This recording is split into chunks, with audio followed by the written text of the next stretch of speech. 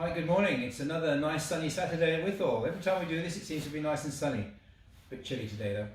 So, today's story, 808, our Leyland, Park Royal bodied Leyland Royal Tiger from Walsall Corporation is about to leave site here to go off with our chairman Dave Taylor up to Staffordshire, where, as you can see in here, there are lots of seat frames, no seats, lots of work to do on the interior. David's going to do this at home.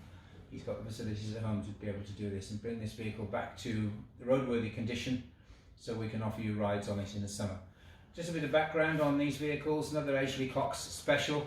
There were 10 of these Leyland Park Royal, Leyland Royal Tigers in the fleet.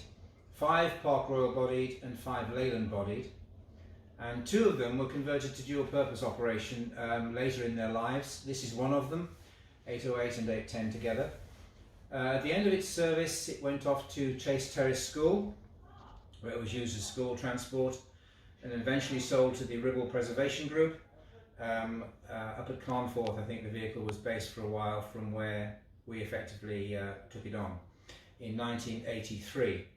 It was running at the time. We did run it around for a short while here, then it went into the display and has been there, frankly, ever since. And when we had our little clear out in the autumn, we moved a few vehicles out. We thought, well, isn't it time that this one was back on the road? As you know, we've got Dave's double deck fleet line here, which is quite nice, and these two together would be a nice pair, we thought. So out it came.